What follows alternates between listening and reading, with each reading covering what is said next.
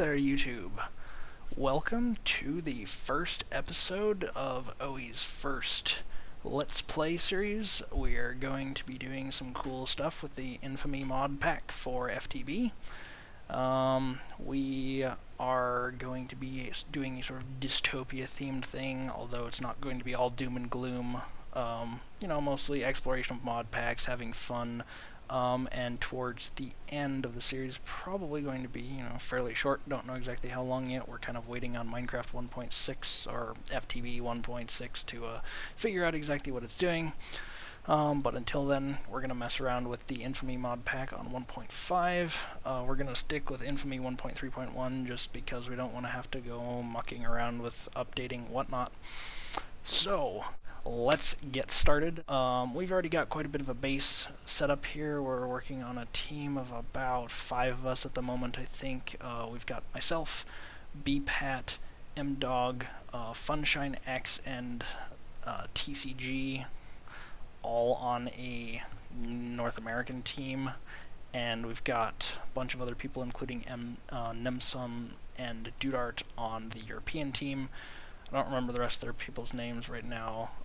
We'll probably be seeing some of them in combat later in the series.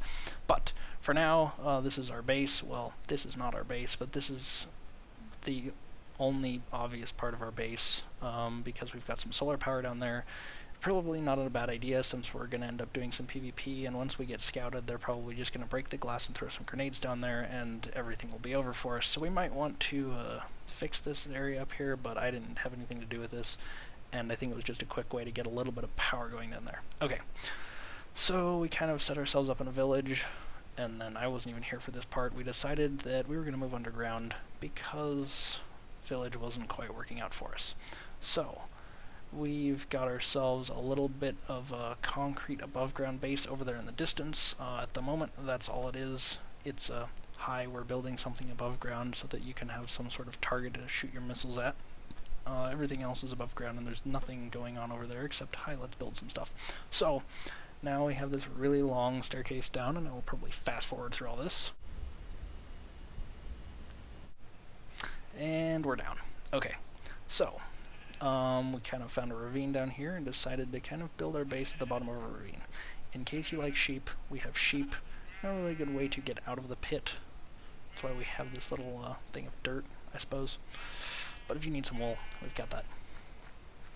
Beds.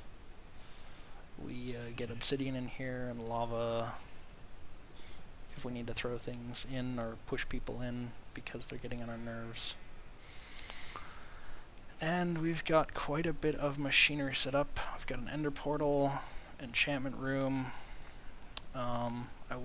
I got on kind of late, so I wasn't really able to participate much in the initial setup. Some outdated machinery, sometimes known as a furnace, nether wart farm. It's got this cool button thing. You push this, all the soul sand slides down one, knocks all the nether wart off, and then it gets pushed back. There are annoying zombies everywhere that I can't find. Primitive mob drop system. We get a little bit of stuff out of this. Not too much. It takes a long time. We've got some void chests back here to get rid of items from our ME system. Yes, I know we could use buildcraft pipes and void pipes and all that good stuff, but we've had some issues with certain items, and we don't know which ones they are yet, crashing the server in buildcraft pipes, so we've kind of issued a server-wide ban for buildcraft pipes, which is kind of annoying, but we're trying to make do the best we can without them. So, our ME system, storage in general, we've got a decent amount of stuff. We're currently running a quarry. You'll see the cobble is going up, and then it goes down as we eject it into a void chest. And that's about it. We've got a molecular assembler chamber here. This is a crate from Assembly Line, I think the mod is. It works pretty much exactly like a barrel. I don't know if it's completely full or not, but we've got quite a bit of cobble in there, some excess stuff of this. At the moment, we were kind of running low on quartz and stuff to make the AE stuff, so we ended up, we've still got some storage extensions here on some diamond chests. As you can see, they're being heavily used. We might have a little bit more stuff now. We can make another couple disk drives or make that bigger. That's just probably for examining stuff, I/O port, all that good stuff. These are just for encoding patterns and for formatting disk drives. If you don't know about AE, Applied Energistics, I suggest you go look it up. It is the most awesome storage mod ever. I mean, iron chests, that mod is awesome because, you know, you can get bigger chests, but Applied Energistics is really just the most awesome thing ever because you can make it craft stuff and auto-process all your ores. At the moment, we've only got pulverizers set up because we're kind of low on power. We're running out of power all the time. All we've got is this little pathetic redstone energy cell, and we can't keep it full with 3 magmatic engines and some solar panels from Mechanism. And that's mostly what I'm going to be doing in this episode, is going over Mechanism. Going to, yes, we like these hidden doors. Going to get my stuff some hydrogen generators and some electrolytic converters or something like that. I forget exactly what they're called. This room is very noisy, but this is our current Mechanism room. It's spelled M-E-K. It's not C-H. They, you know, wanted to go all rad and everything and not follow conventions, so they couldn't spell the name of their mod right, but we'll let them get away with that. Okay, these are basically, this is like 5 furnaces at really, really fast speed, and I think you can make them go faster. There are speed upgrades. Upgrade.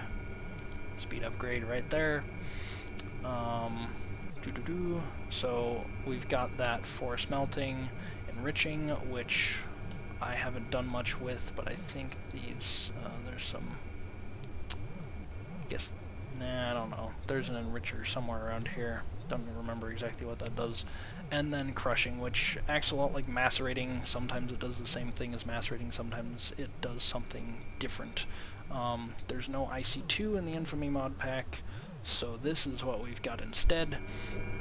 Power generation is in general a breeze, because it kind of works on the same principle as a fusion reactor in the sense that it turns water into power, which I think is actually more along the lines of the fuel cell in terms of real life parallels. But it can be fairly compact and you can generate a fair bit of power. We've got 6 hydrogen generators over there. I'll go closer when I'm not talking because it's really noisy. And 6 electrolytic converters or something. You'll see the name when I open up the interface for it. And they're generating almost enough power to run a quarry at full speed from what I can tell. Of course, we're also using them to power all this other stuff, so the quarry can't run at full speed all the time. I have yet to see these things run out of power, which is good, but it could happen. We've got the energy tesseracts going off to the quarry there. Okay, time for some noise.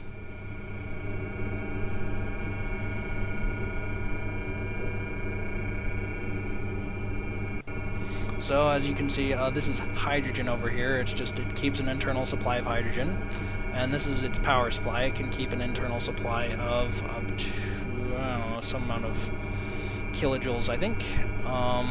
These guys are electrolytic separators. There you go. They make hydrogen and oxygen. At the moment, we have them dump the oxygen because we don't use it. And if it were to fill up, then the machine would stop working and it would be bad.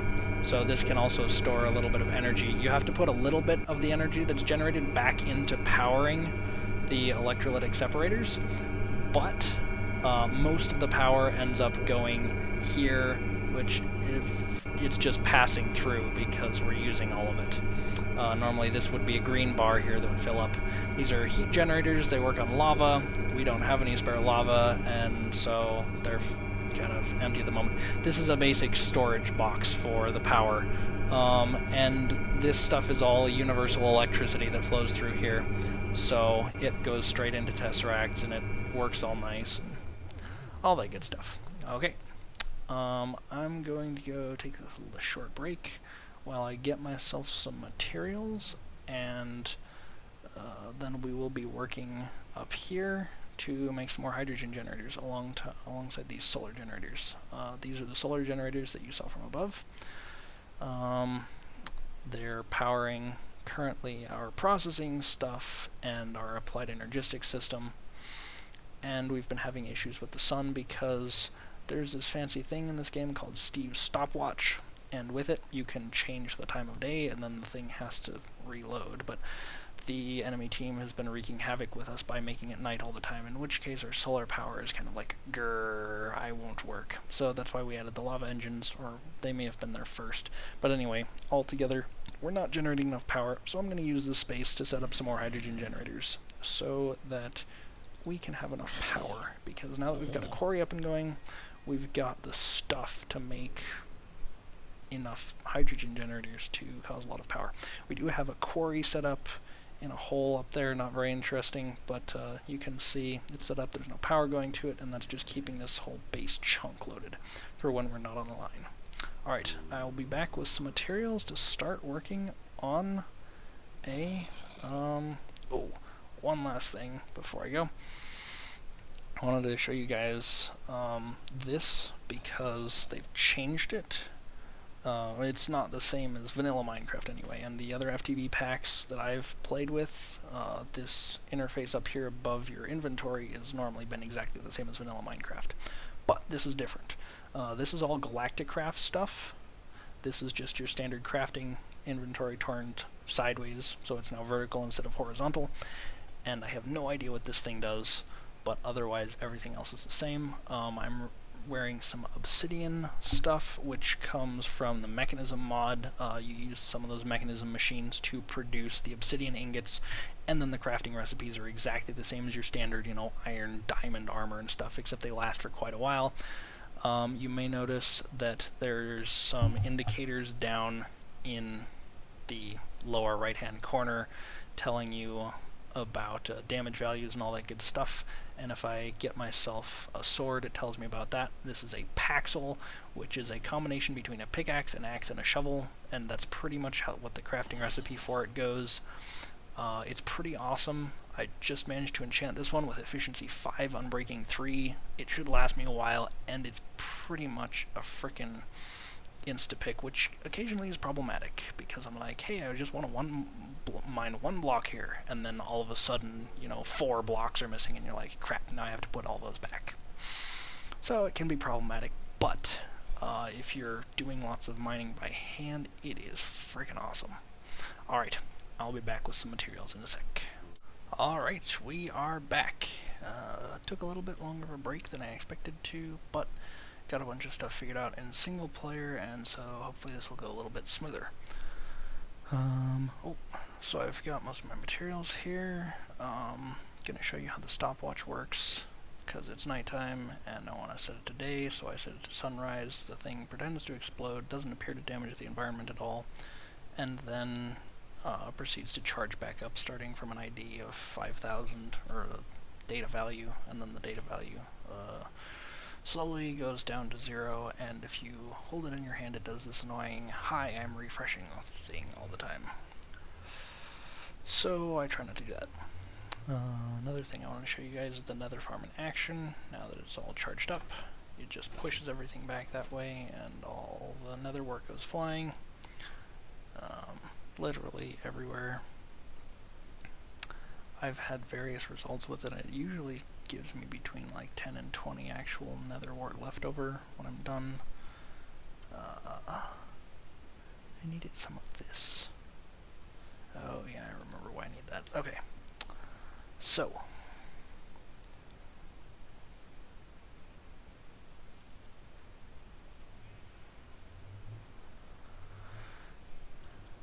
I'm going to start off with some water for the electrolyzers, or sorry, the aqueous accumulators. From what I've tested, it looks like we need 2 of them. Ideally, let's see, we can put them in the ground here. I'll just dig out this bit right here. Hopefully no one does anything underneath this. Let's get some water in there. That will get the aqueous accumulators all filled up. Now, because liquid ducts are funky, I'm going to turn these top outputs off for the moment. Ooh, you know what? I think it will be better, actually, if I pick up some more water here and move the other accumulator down here. That will probably work better. And I'm putting them in like a diagonal format here so that they both have two water source blocks next to them so they fill up nice and fast. Otherwise, they couldn't keep up. Okay, we're going to need some liquid ducts here along the bottom, underneath everything. I'm going to make this 10 by 2. I think that should give me 20 electrolyzers. Let's see. That's 8. 2 more. Will put us right there. Okay. And now we just want to get to work placing these guys. And this is Ron. He is going to go look at my quarry. You'll know him as FunshineX on YouTube. And he appears to be impressed at the size of this thing. And I did not put it in the right place. Crap. Alright, after some quick cleanup work there, we are back to where I was. I moved it over one, so now we've got more space over here because I'm going to have to put some pipes everywhere. Might need to go get some dirt for scaffolding purposes, but we'll see. Okay. Now, at this point, now that I've got all of these electrolytic separators in place, well, they don't have any power. We'll get to that. We need to set them all to dump oxygen, because otherwise when this oxygen thing gets full, as you know, they're separating water into both hydrogen and oxygen. If the oxygen thing gets full, it will stop producing hydrogen and the whole system will fail. So we really need to make sure that all these things are set to oxygen. Alright, now that that's all done, I'm going to start attaching some piping to all this. Let's see, some pressurized tubing. I'm probably going to have to go make some more of this. Pressurized tubing here, not too expensive to make. We'll carry all of the hydrogen out of these guys. It will really, I think it will carry anything that you need it to, and that is a creeper. I am going to run away from that so that it does not. Okay, come here, creeper. You're somewhere where I can just deal with you. Alright. Problem solved. We're going to actually have to wait for the enemy team to come over here to blow up our base. We will not let the creeper do it. Okay. Before I forget, let me set these aqueous accumulators down here to actually output on the top. That will get stuff filled up. One aqueous accumulator seems to be able to almost keep up with all 20 of these, but not quite. So we need, that is not what I want. We need 2 of them to keep this system going. Okay. I've got all those connected, and we've got a fancy little column going up there. And I've even got some scaffolding, it's not really scaffolding, but, you know, it'll do. So I want to connect these guys around the back. Pressurized tubing. There we go, don't need that Paxil. Just so that it's all connected there. And then we'll take this corner all the way up to the top and see how well we can stand on this stuff. Because at this point, I think I'm going to have it go all the way along the bottom here, and then I will be ready to place some hydrogen generators on top.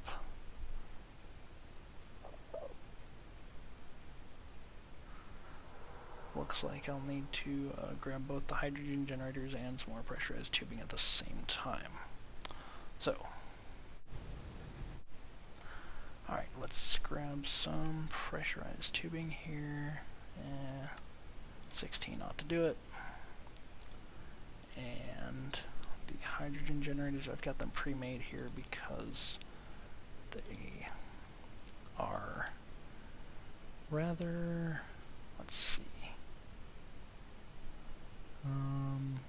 they take up a lot of inventory space. I'm just going to get rid of this bucket.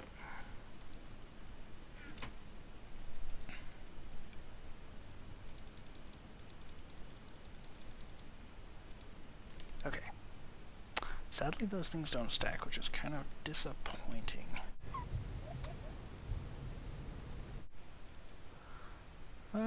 Doesn't exactly make sense to me that it would make a difference what level you put your hydrogen generators at. That would make them more or less efficient. We shall see, I suppose, because we've got some of them already that are down there, and so we can test that, but that will be something, if I remember, I will mention in a later episode. These things seem to be kind of glitchy. Not entirely sure why sometimes a new one gets brought down to your inventory and another one doesn't, but sometimes they don't. And the way I'm placing them here is at least quasi-important, because... Did I do something? Oh. Yep, they got lost in my inventory. Okay. The way I placed them, whenever you place them, the side that's facing you is where the power will have to come out of, so that way I can connect up this universal cable here. And this one, I suppose I'll just connect over the top, and I think I'll just drill a hole down right there, and hopefully I won't die. Let's connect this cable up on this side just to get it a little bit more out of the way, and let's hope we don't die, and I will show you the awesomeness of my Paxel while doing this. Yep, it'll do fast. Pardon me while I accidentally break everything.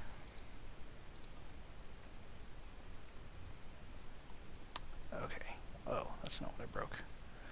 Good job, Owie. Good job. You're so pro at this. Let's make sure we put this back in the right orientation. And get us some more scaffolding. We will want to put the universal cable down on the top of all of these to get them power. And then at one end or other we can run probably down there something will run some more universal cable off to power the rest of the system. Okay. In case you're not sure what I did there, I jumped and then shift placed. So if that's confusing at all how I did that, it may take some additional scaffolding or some extra skills or something. Okay, hey, that was a neat coincidence. I exactly ran out of cabling there, which means I'll have to go get some more to hook this up to the power system, but that should get us going. Now, I'm going to have to run some power from our solar generator over to this system. Probably have to run power out of the solar up into there to get the generators working initially, because if we don't have any hydrogen, which because we have no power, we're not producing any, we're not going to be able to generate any power to make more, so we'll have to jump start it, but that shouldn't be too difficult. I'll be back in just a sec with more materials. Alright, and we are back. Got myself some universal cable. We had an issue with the ME system where it went down because we were added a new mechanism machine to the system in an attempt to get some more processing going, and it kind of died in a hole. So, let's get some universal cabling coming over from here. We want to go one more up before I do that. That's not going to end well. Okay. And just bring it over into here. Alright.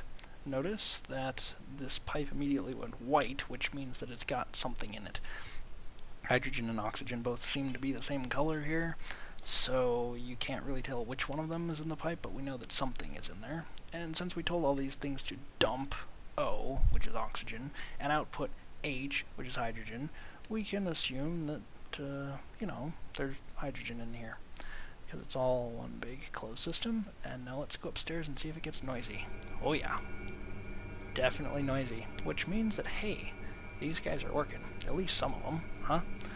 Hydrogen is going not really up or down, which means that, hey, that's about right. That's what we would expect, because it's one electrolytic separator per hydrogen generator. So at the moment, these guys are all either filling up over here or filling up over here, depending. Some of these guys don't seem to be getting enough hydrogen just yet, but I'm pretty sure that situation will remedy itself fairly shortly. As you can see, each hydrogen generator has a capacity of 40 kilojoules, and it ends up having a capacity of 18,000 hydrogen. So this one, as you can see, is not very full yet. And this is the output voltage. I haven't figured out exactly what that is. It seems to be the rate at which it can output power. Things that can only output it, for instance, like 120 volts, for instance, don't output power as fast. Alright. I'm going to break this cable down here, because it's not exactly where I want it for aesthetic purposes. And now that we've given it a jump, that system should be fairly self-sufficient, and if we've done it right, should actually give us power instead of taking it away. As I'm thinking about this, I'm thinking it actually would be a good idea to keep this connected in here, the solar connected in, because that way if it ever does stop for whatever reason, the solar will be able to kickstart it again without us having to rewire anything. But I'm going to just redo the cable here in a little bit more of a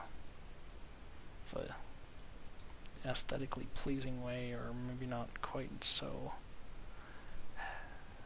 It's going to end up not being nice somehow, but if I can pull off, I guess we'll pull off right here.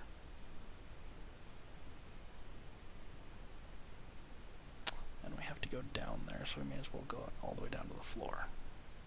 Okay. And we'll notice that this thing is all the way charged up, which means this is one of those things, it's got 120 volts out, so we've got a problem where these things are all outputting at 240 volts, and there are a lot of them. The other one's only outputting at 120, so there's no way that it's ever going to be able to keep up with these guys, which is why these guys are all full. So that being just a basic energy storage thing, I forget exactly what it's called, we'll have to upgrade it probably to an elite, if not an ultimate energy cube. That's what it is. I will be back in episode 2. Show you guys some other cool stuff that we're doing. We may get around to scouting the enemy's base before too long. Gotta see what those Europeans are up to. And who knows, perhaps within a couple episodes we may get into some fighting, which should be amusing for you guys because I generally fail at whacking people with swords.